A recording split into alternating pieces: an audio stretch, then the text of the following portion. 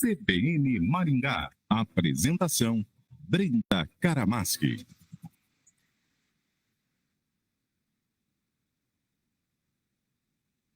Hoje é dia de CBN Inovação.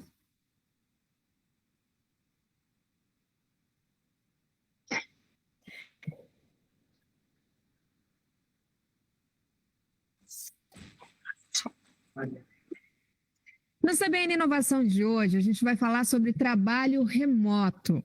Nosso assunto é o seguinte: esse tipo de trabalho, depois da pandemia, teve uma popularização muito maior. Há empresas que estão voltando ou então adotando o modelo híbrido e tem muita gente que gosta desse modelo de trabalho. É algo que realmente não tem como voltar atrás de uma vez. Tem gente que exige, inclusive, né, o que é diferencial na hora de escolher o trabalho, de mudar de emprego, ter essa opção de trabalhar em home office. Mas a questão que a gente traz aqui é o seguinte: como é que as empresas estão lidando com esse novo cenário quando a gente fala de promoções, quando a gente fala de visibilidade desse trabalhador?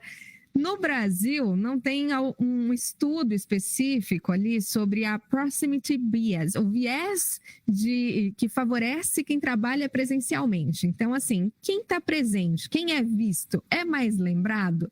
Não estamos falando só de videochamadas, né? Ser visto ali só de vez em quando, mas ser visto no ambiente de trabalho. Será que faz muita diferença você estar ali presencialmente ou não?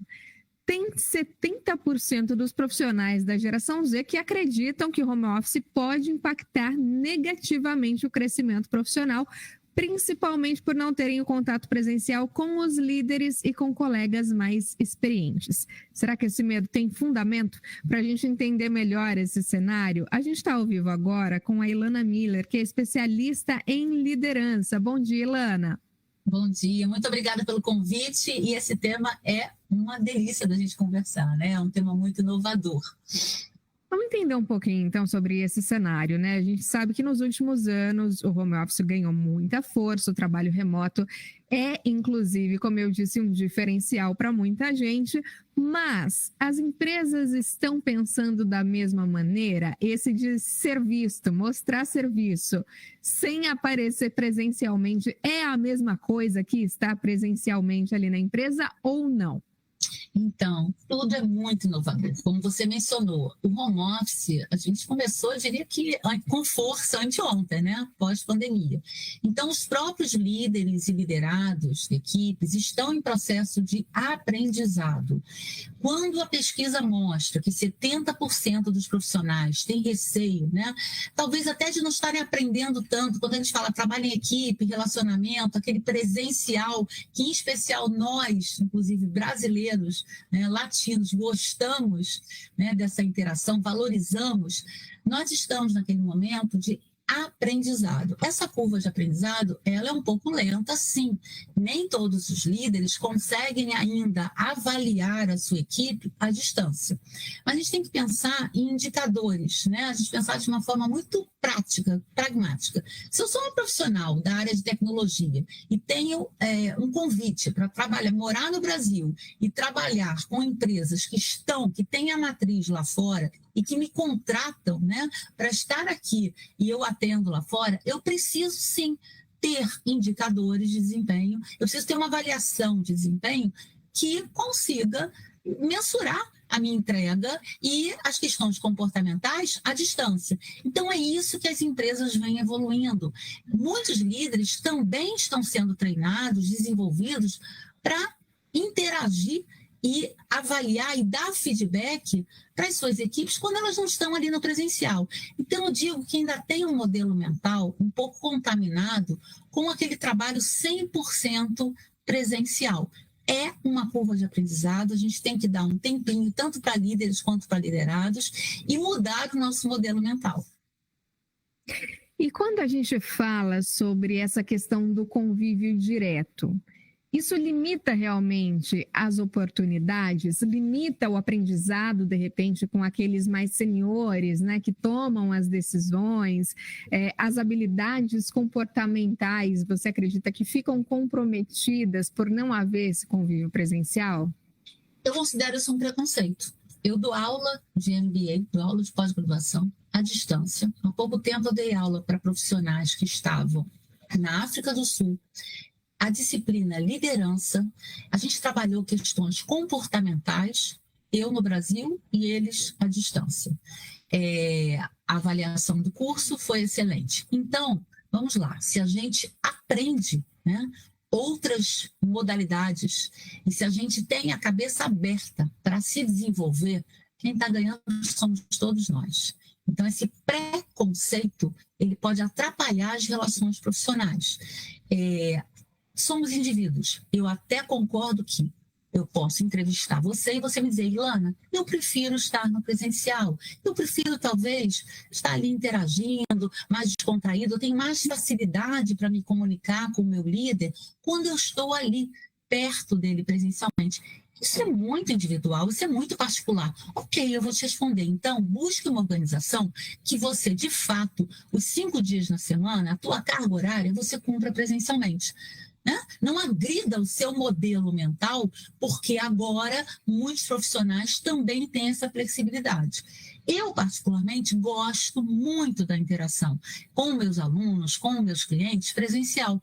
Mas eu não vou deixar de atuar profissionalmente e de me desenvolver, inclusive aprender quantos cursos eu fiz à distância. Me matriculo, sim, em cursos que, por vezes, só são oferecidos no exterior e eu não teria a possibilidade de fazer. Então, a gente precisa e deve, flexibilidade e adaptabilidade são características, são competências muito relevantes, cada vez mais, para esse mundo que a gente aí tem uma transformação digital latente. No dia a dia, a gente tem novidades.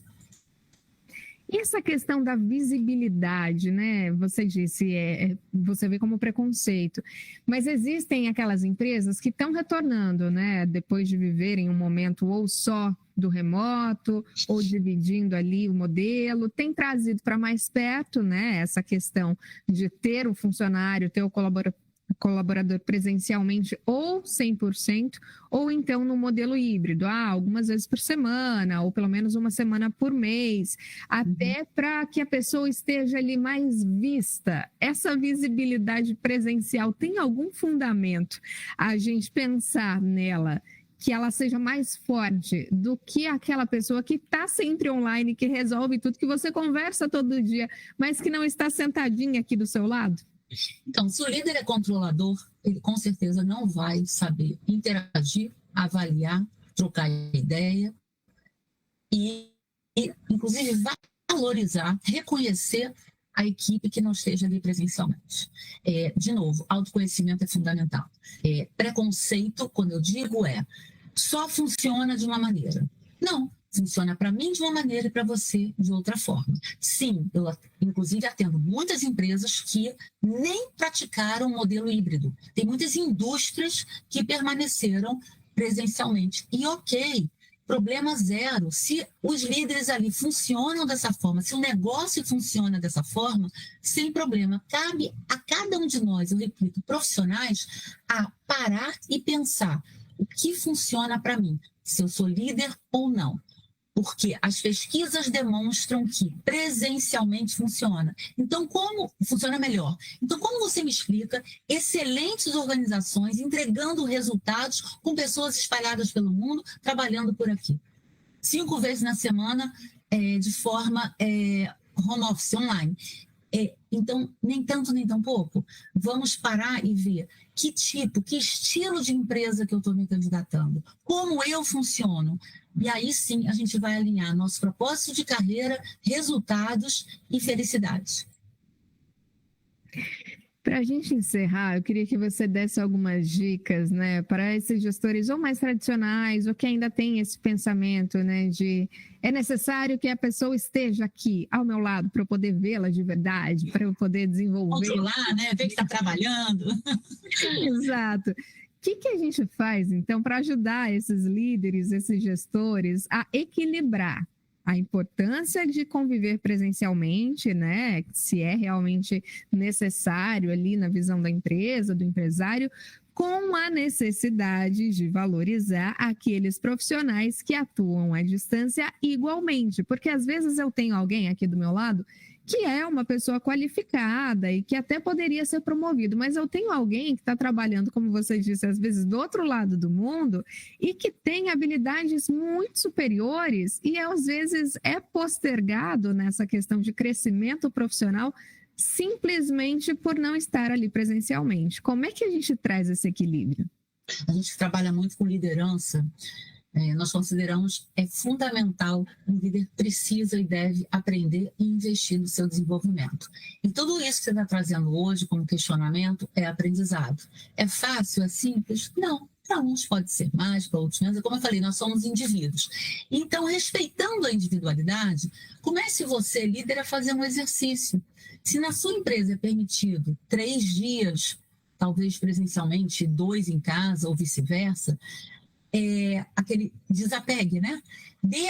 Confie na equipe, você vai dar responsabilidade para cada um, você vai combinar, o combinado não sai caro. Se o acordo Ilana, você vai me entregar um relatório XYZ daqui a uma semana e é imprescindível que o relatório esteja com tais, né? Aí você vai combinar nesse acordo, realmente, você vai ver ali produtividade e vai confiar que eu não preciso estar perto de você, mostrando que estou trabalhando.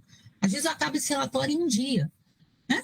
Porque eu me concentro mais em casa. Então, interação. Esse líder precisa de uma comunicação forte com a equipe e respeito, confiança, a gente, de fato, constrói e é no relacionamento, é no feedback, é entendendo. E ele mesmo dizendo, por que não? Olha, eu sou uma pessoa mais controladora, eu tenho essa dificuldade. Se a gente começa a se esconder e não abrir, né? Se o líder se esconde atrás de capas e não abre de que forma que ele trabalha, também prejudica o desenvolvimento da equipe. E aí não tem interação.